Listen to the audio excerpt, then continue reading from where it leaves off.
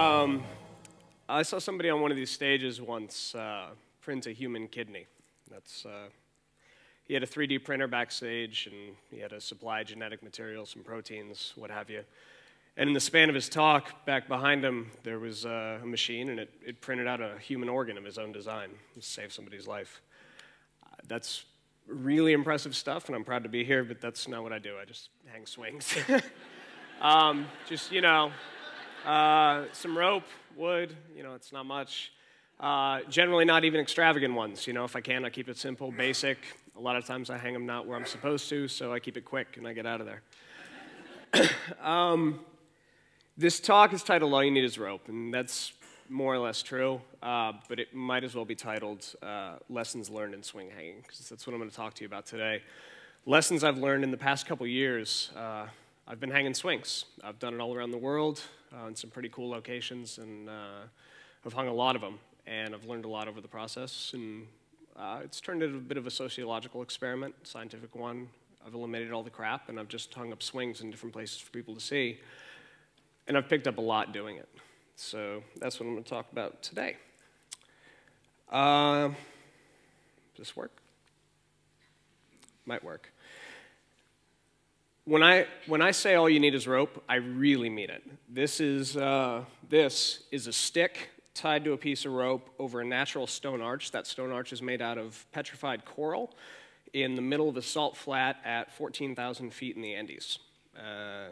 And we found that stick, and we had the rope, and we made a swing out of it. That is my Fred Flintstone swing. That seat is made out of rock, because I ran out of everything else. All I had was rope. And sometimes you don't even need the rope. Well, you do need the rope, but what you really need is perseverance and an attitude that just says, I don't really care. This is at this building a couple hours ago. I showed up today with no rope, no wood, and because I came with Carl here a couple hours early, I was bored. I found both, and I hung a swing out there that I think security's already cut down. They're pretty pissed. But, you just need perseverance. That's my new title.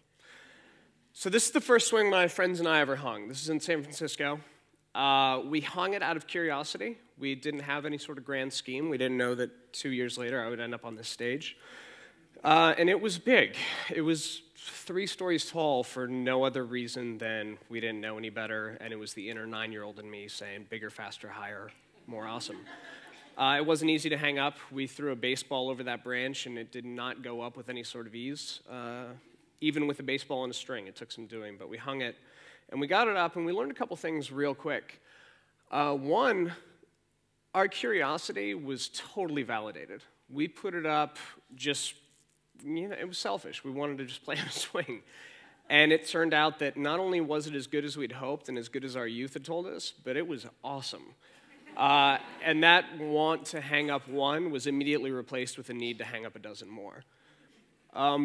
But then it taught us something that was infinitely more valuable, and something that would carry with me throughout the rest of my swing hanging career, as it were. The value of a push. And you might not think much of a push. Maybe you push your niece or nephew, but the last time you probably got pushed on a swing was 15, 20 years ago. And you forget the necessity of it. You forget that the vulnerability of giving in to someone else, the need of someone to help you overcome the boundaries of what is safe and reasonable, as you scream, push me higher, faster, whatever. And there's that connectivity. There's working with somebody else, engaging with your partner, and doing that back and forth. You can do it with a friend, you can do it with a loved one, you can do it with your parent, whatever. But it's something that you've probably forgotten if you haven't been on a swing in at least as long as we had. And we learned really quickly that not only is a push awesome, and it makes everything better, but nobody's above it. Hard as it is to goad an adult onto a swing, and it is hard. A lot of adults haven't been on one in the better part of a couple decades. It's even harder to convince them that being pushed by their peer is A, acceptable, and B, rad. So we learned nobody is above a push. Nobody. And it makes it that much better. And in some swings, which I'll show you in this next one, it's necessary, which is what we learned on this one. You can't generate your own thrust on 3 stories of rope. You can't. And what did you do? There we go. Yes!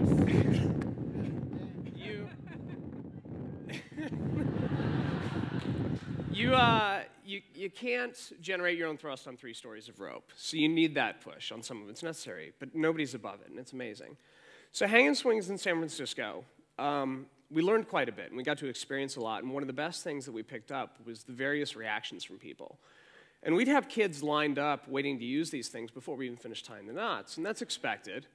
And you would get adults that, you know, with like little persuasion they would want on, and that's less expected, but it happens. But the different reactions we got from people that needed persuasion to get on it was the most rewarding, and it was what convinced us to keep going with this as an ongoing project. And this kid, he swung on it for a while, and his dad was watching. You could tell he had this itch in the back of his brain. It was that want and that need of like his inner 10-year-old saying, I want a piece of this.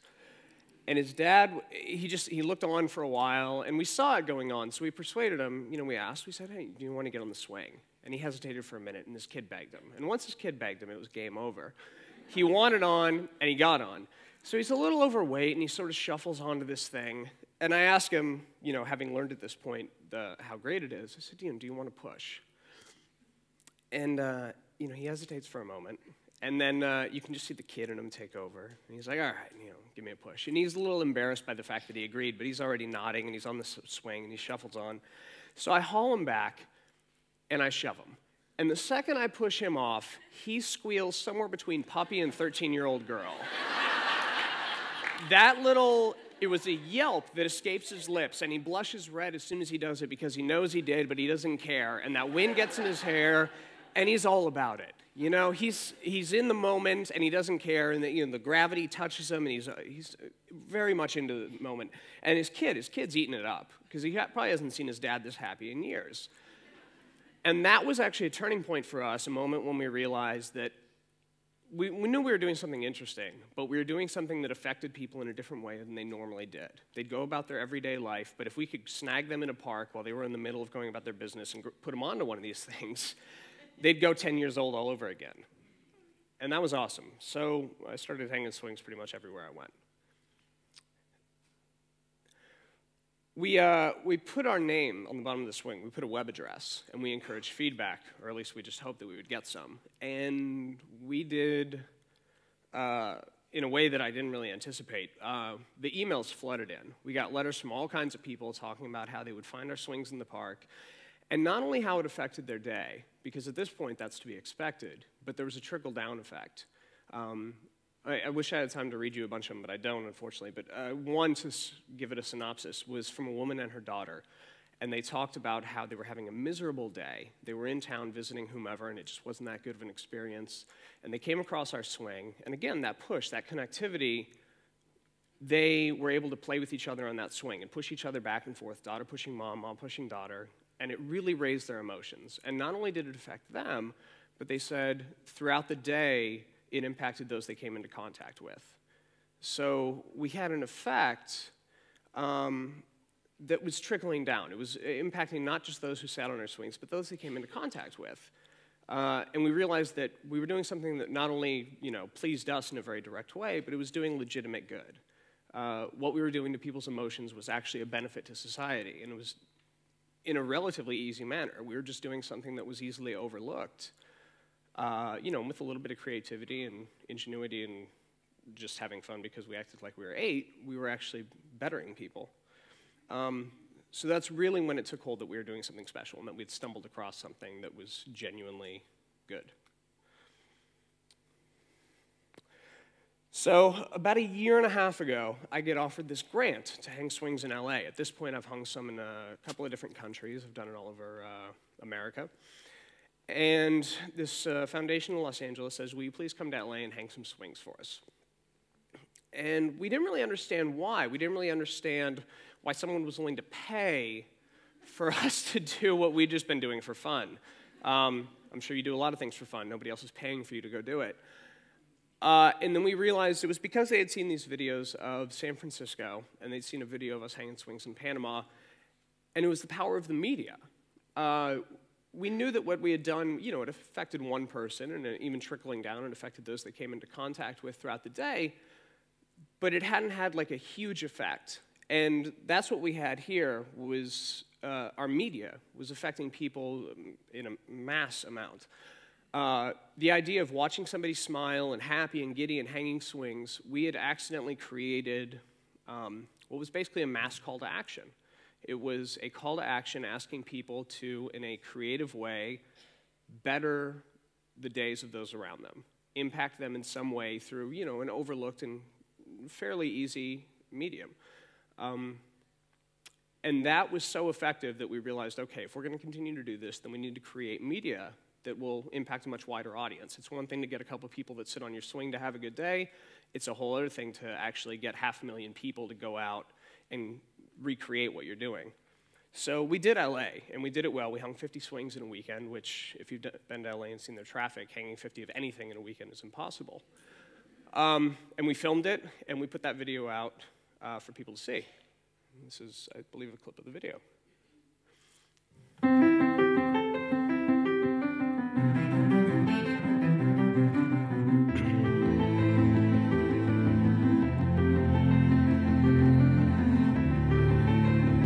So that was successful. It was amazingly successful. Hundreds of thousands of people watched it, about 500,000, give or take.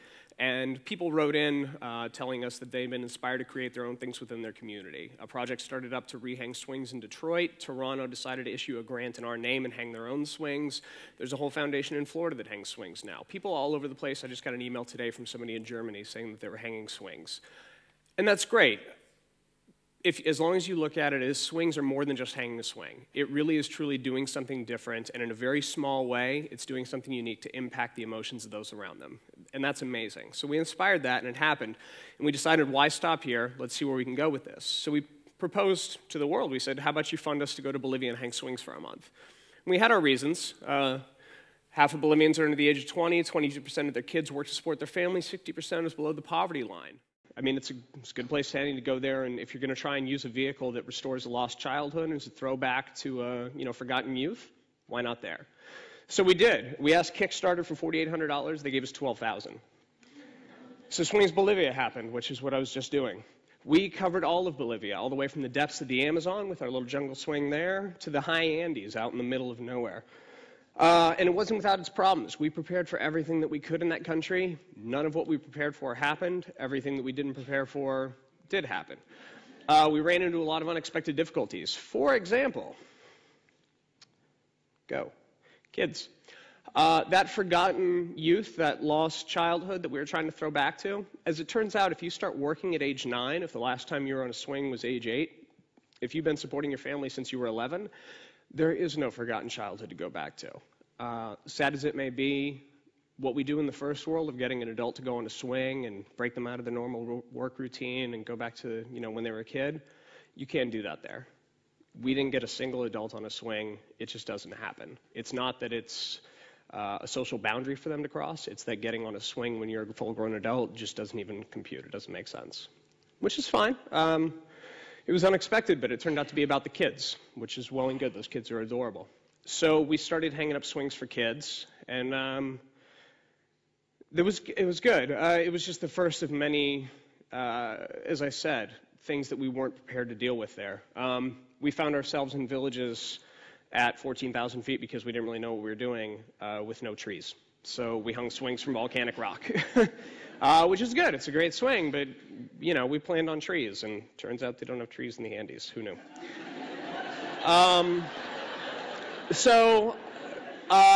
Unexpected things. Playgrounds.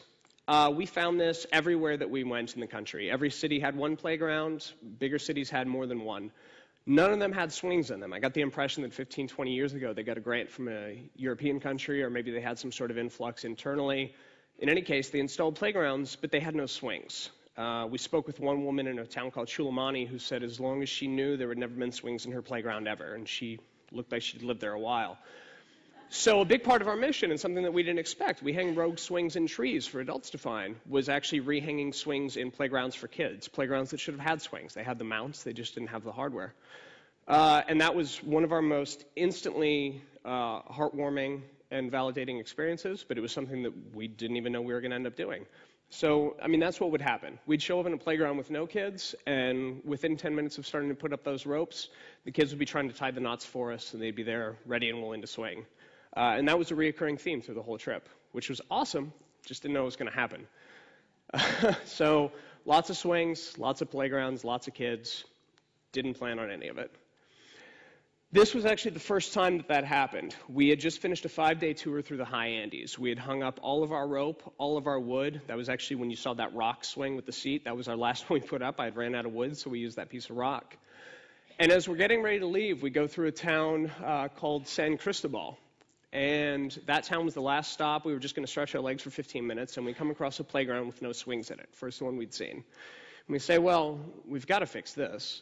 And we ask our guides, and they say there's no wood, there's no rope available in the town. So we don't take that for an answer, and we comb the town. We finally find the only hardware store that has a little bit of rope, and we find a piece of wood that a gentleman has in his house, and he cuts it in half for us for 10 Bolivianos, which is about $1. And we go and hang these swings. Well, the problem is the only rope in town is a little short, and Bolivian children are very short. So the swings were a little high. That rope's coiled because it's crappy rope, but they're not that high. So we leave because Bolivian children, as you can see them back there, are a little suspicious of us gringos. And then when we come back, they start to try and use them. And this is the most adorable thing I've ever seen in my life.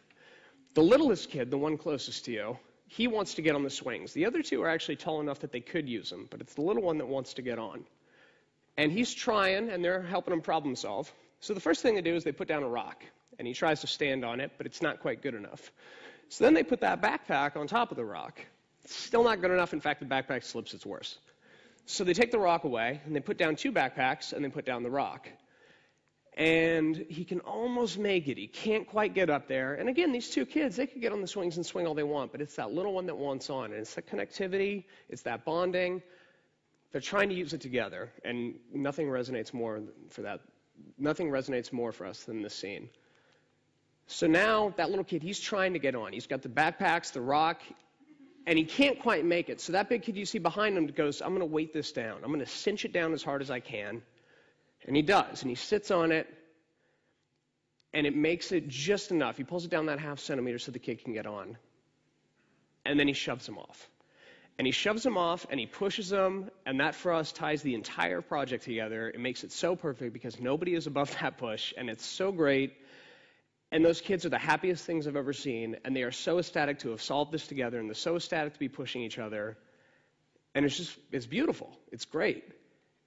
And that is what we were trying to do down there. We didn't know it, because we didn't know we were going to be building playgrounds, but getting a couple people together and pushing each other on that swing, and that moment of joy and that happiness, and bringing that to them and letting them enjoy it with each other, that's what we wanted, and that happened. And that's what it's about. And that's my talk. I just got back from this trip, though. I got back 4 days ago. I'm just excited to show anybody anything. So if you guys don't mind, I'm going to show you like 3 minutes of footage. I've got a whole documentary in there, but I pulled out 3 minutes and I slapped it together, and it's pretty good stuff. So if you don't mind, I'll show you guys some stuff.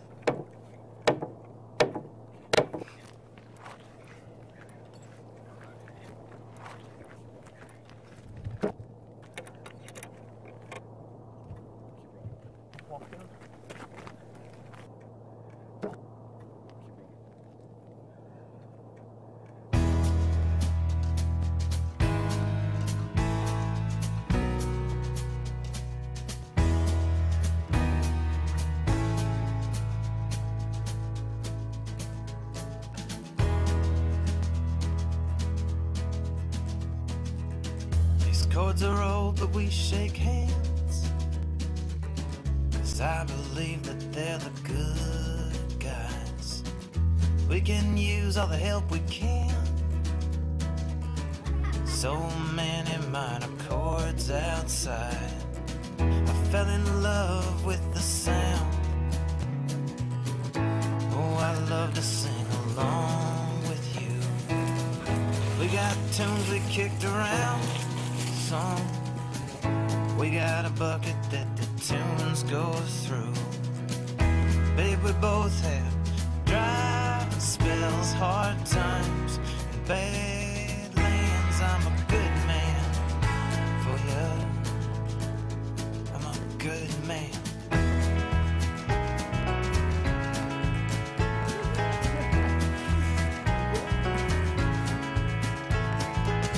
Last night there was a horse in the road. I was twisted in the hairpin. My hands held on, my mind let go. Back to you, my heart went skipping. I found the inside of the road. Thought about the first time I met you. All those glances that we stole.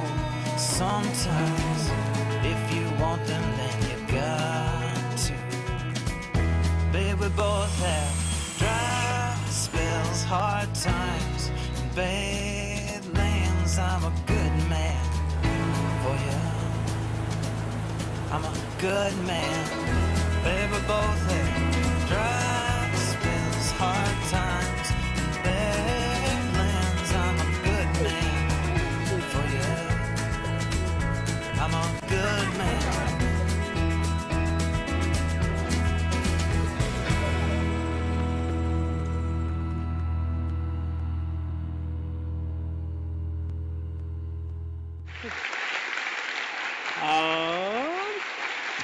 Test.